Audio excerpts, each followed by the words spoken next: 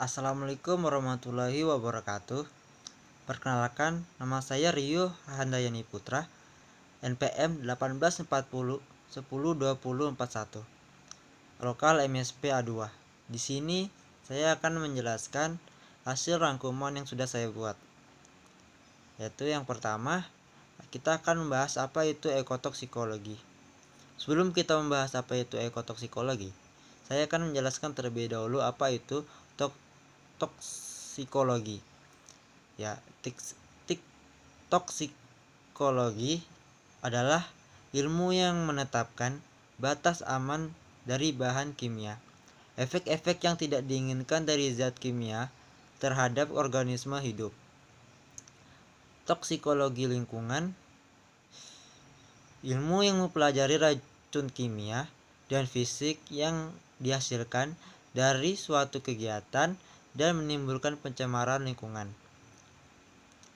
Nah, di sini kita menjelaskan apa itu ekotoksikologi. Ekotoksikologi adalah ilmu yang mempelajari racun kimia dan fisik pada makhluk hidup, khususnya populasi dan komunitas, termasuk ekosistem, termasuk jalan masuknya agen dan interaksi dengan lingkungan. Faktor utama yang mempengaruhi toksisitas yang berhubungan dengan situasi pemaparan terhadap bahan kimia tertentu adalah jalur masuk ke dalam tubuh, jangka waktu, dan frekuensi pemaparan. Pencegahan keracunan memerlukan perhitungan dari toxicity atau racun, hazard atau bahaya, risk atau resiko, dan safety atau keamanan. Karakteristik paparan, misalnya bahan polutan pertama melalui intravena atau pembuluh darah, sedangkan bahan lainnya melalui oral atau mulut, maka dapat diperkirakan bahwa bahan polutan yang masuk melalui invena memberi reaksi cepat dan segar. Sebaliknya, bila dosis yang diberikan berbeda, maka dapat diperkirakan absorpsinya berbeda pula. Misalnya sebuah bahan masuk melalui kulit dengan dosis lebih tinggi, sedangkan lainnya melalui mulut dengan dosis yang lebih rendah. Maka dapat diperkirakan kulit lebih tahan terhadap racun, sehingga suatu bahan untuk dapat diserap melalui kulit diperlukan dosis tinggi. Efek toksik di dalam tubuh tergantung pada reaksi alergi, reaksi yang merugikan yang disebabkan oleh bahan kimia atau toksikan karena pekas terhadap bahan. Nah, yang kedua yaitu reaksi idiosinkrasi, merupakan reaksi abnormal secara genetis akibat adanya bahan kimia atau bahan polutan. Yang ketiga, toksitas cepat dan lambat. Toksitas cepat merupakan manifestasi yang segera timbul setelah pemberian bahan kimia atau polutan. Sedangkan toksitas lambat merupakan manifestasi yang timbul akibat bahan kimia atau toksikan selang beberapa waktu dari waktu timbul pemberian. Yang keempat, toksitan setempat dan sistemik. Efek setempat didasarkan pada tempat terjadinya lokasi kontak yang pertama kali. Efek sistemik terjadi pada jalan masuk toksikan, kemudian bahan toksikan diserap dan distribusi hingga tiba pada beberapa tempat.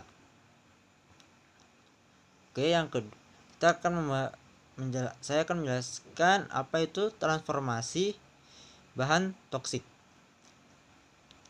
Transformasi atau pemindahan bahan toksik di lingkungan yang terjadi secara fisik antara lain melalui proses perpindahan meteorologik, pengambilan biologik, penyerapan,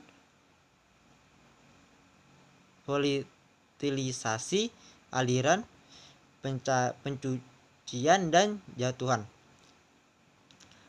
Transformasi kimia dapat melalui proses fotolisis, oksidasi, hidrolis, dan reduksi.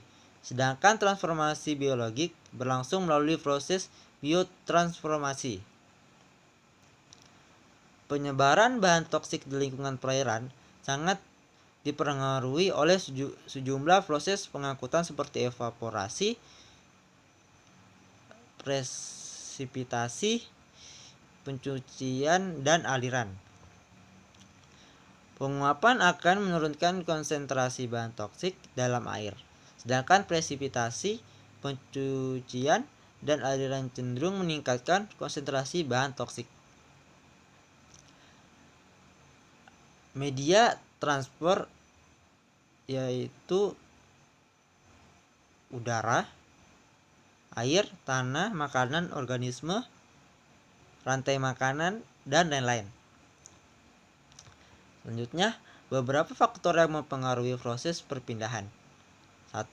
Faktor meteorologis. Yang kedua, difusi. Yang ketiga, dispersi. Yang keempat, presipitasi atau jatuhan. Selanjutnya, proses interaksi zat toksik di air. Perpindahan toksikan. Yaitu pertama, penyerapan. Umumnya hanya bagian zat yang berada dalam terlarut terdispersi secara molekul yang dapat diabsorpsi. Yang kedua, penguapan dalam proses interaksi zat toksikan dalam air dipengaruhi oleh dinamika ekosistem lingkup. Setelah itu difusi. Laju difusi ditentukan oleh sifat-sifat tetap seperti berat molekul, kontaminan, berat molekul air, suhu air, viskokitas, dan sifat-sifat dinamis dari bentangan gradasi konsentrasi bahan kimia. Setelah itu, faktor pengaruh terhadap konsentrasi, transportasi, transformasi, dan disposisi toksikan di lingkungan perairan, yaitu sifat-sifat kimia dari senyawa, sifat kimia biologi dari ekosistem, dan sumber daya laju input bahan kimia ke dalam ekosistem. Mungkin itu saja dari rangkuman yang saya buat. Jika ada salah kata, saya minta maaf. Wassalamualaikum warahmatullahi wabarakatuh.